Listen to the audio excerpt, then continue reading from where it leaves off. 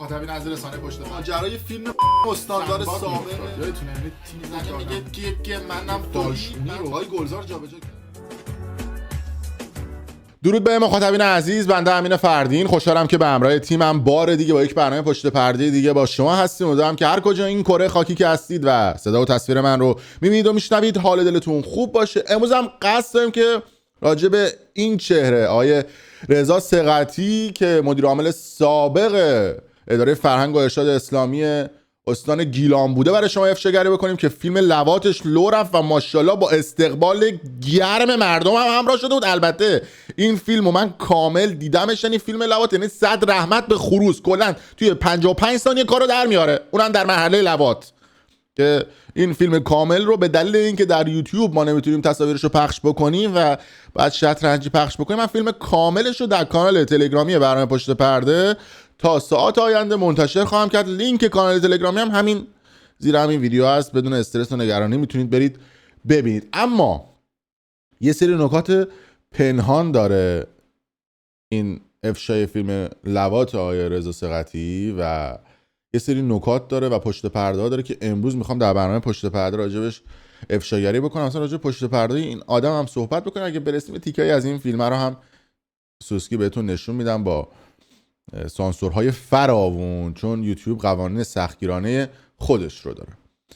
اما یه اطلاعات محرمانه از ایشون به دست ما رسیده که زیاد رسانه‌های داخل ایران علاقه‌ای به افشای این اطلاعات ندارن و به حال میگن که آبروی نظام، آبروی امام و انقلاب و اسلامه و به خاطر همین نمیان راجع به این قضیه افشاگری بکنن. آدم یاد صحبت‌های پشمک احمدی نژاد میفته که چند سال پیش رفته و سخنرانی کرده، گفته که ما اصلا تو ایران همجنسگران اصلا لواطکار نداریم، اصلا این حرفات چیه؟ اون ابراهیم رئیسی که کلا گردن نمیگرفت، میگفت نجس، اصلا هیچ کی تو اون مملکت این چیزا رو گردن نمیگیره.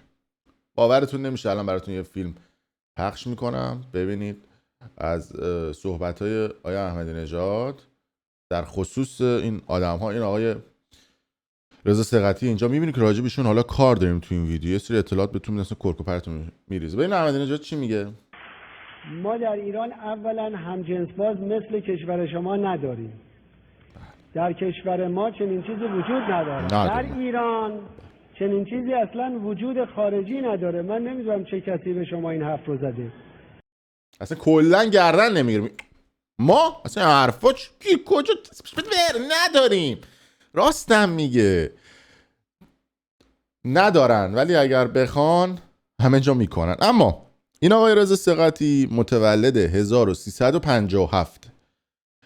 جالبه بدونید که ایشون برادر شهیدم هست، آقای شاهین ثقتی، شهید شاهین ثقتی برادر ایشون هستش و اونا رفتن شهید شدن تا ایشون لواطکار عذاب در بیاد. البته تو ویدیو قبلی هم گفتم با واکنش یه عده همراه شده بود، اینکه شما به گرایش به جنس داشته باشید تو همه جای جنس موافق، منظورم همه جای دنیا به حال شناخته شده است، بهشون احترام میذارن و مورد احترام هستن. توی کشورهای مختلف حتی فستیوال دارن، حالا خوب یا بد به حال این نوع گرایشی که این افراد دارن. اما تو مملکت که این افراد حرف از امام و انقلاب و اسلام میزنن و میگن یک لواطکار باید اعدام بشه، اصلا این قضیه حرام هستش، وقتی خودشون لواطکار میشن بعد خشتکشون رو بگیرن پرچم بکنن، چون همین ها هستن که نسخه اعدام و این چیزها رو واسه ملت میپیچن. این آدمی که به عنوان مدیر کل اداره فرهنگ و ارشاد اسلامی یک استان این لقب رو یدک میکشه، همین ها هستن که با دخترای مردم، با ناموس مردم، با مادر و خواهرای من و شما تو خیابون‌ها برخورد میکنن. نسخه رو اینا میپیچن، یه عده شلمغصر از اینا میرن اجرا میکنن.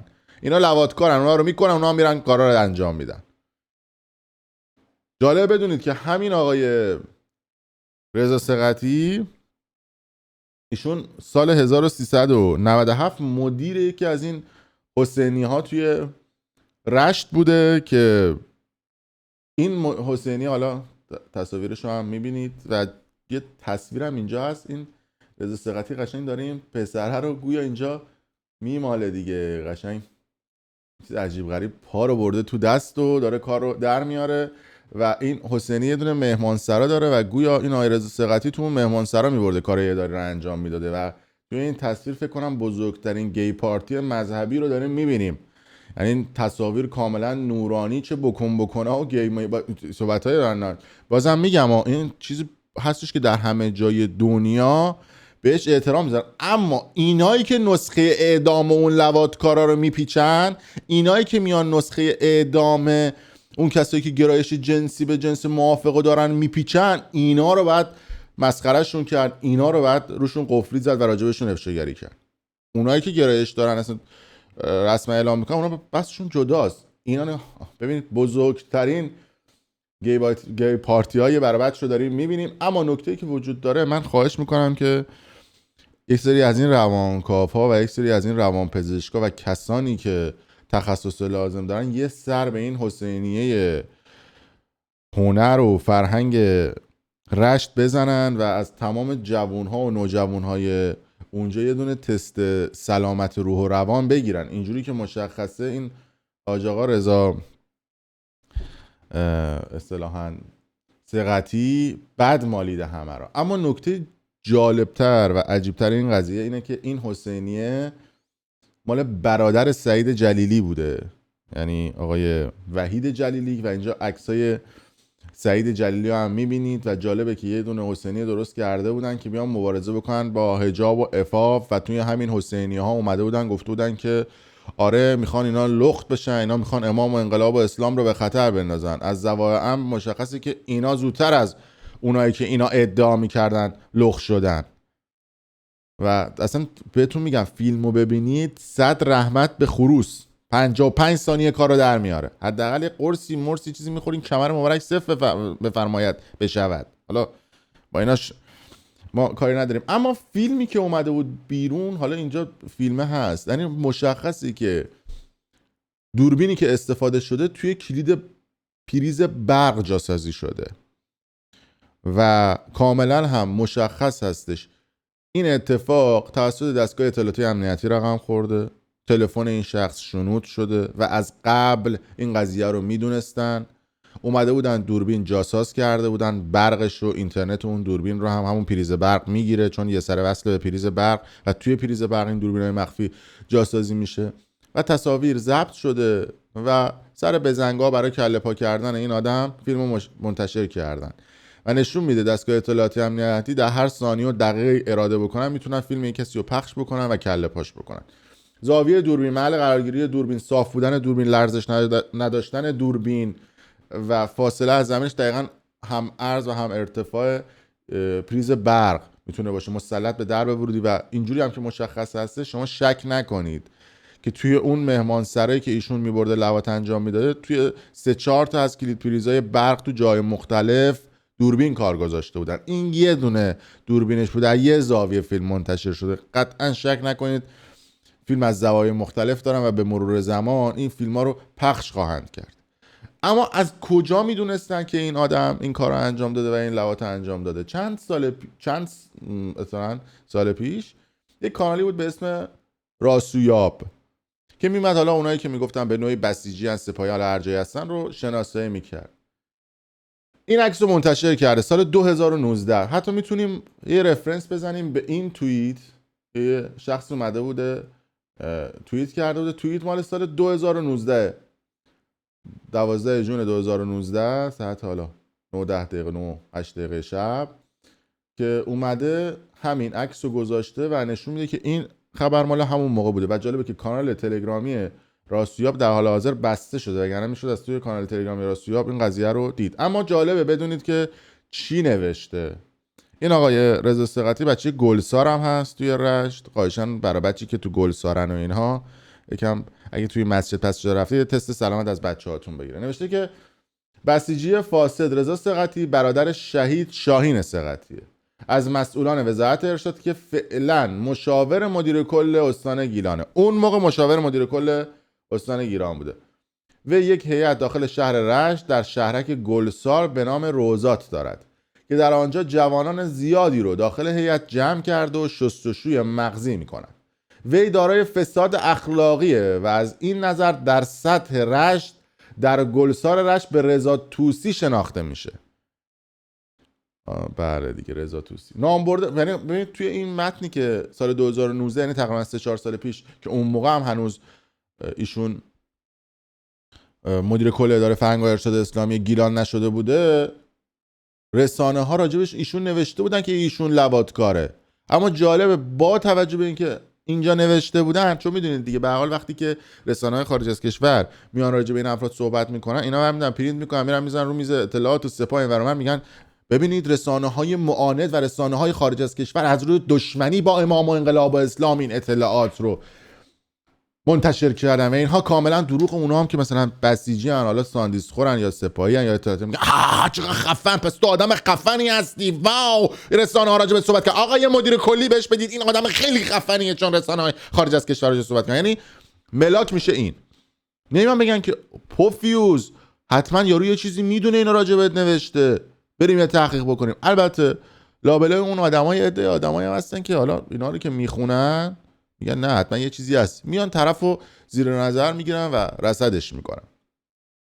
که گفته شده که نامبرده قبلا فرمانده پایگاه سامن مسجد امام رضا گلسار بوده.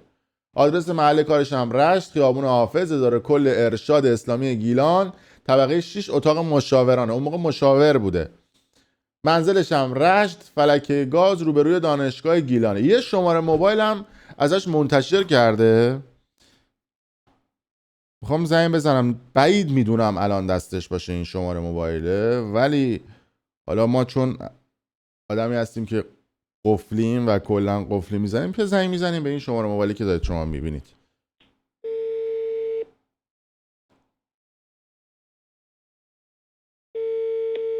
البته این موبایل معمولا اداریه و معمولا عوض میشه، ولی خب حالا ما زنگ میزنیم به این آقای رضا ثقتی هستن، لواطکار حشری یا نه.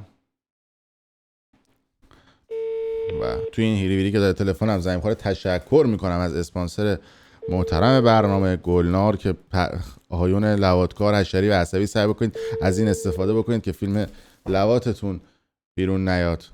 بله مشخص جواب نمیده، حالا به حال جواب بده یه جوون خوب برات. خب یه بار دیگه من بگیرم ایشون رو. بله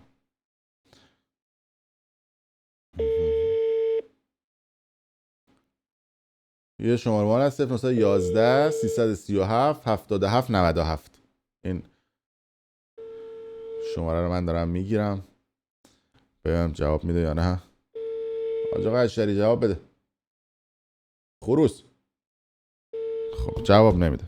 به هر حال آقای ثقتی حالا ما یه 2 فیلم دیگه ازش داریم که حالا براتون پخش خواهیم کرد در روزها و ساعات آینده. کسی که حالا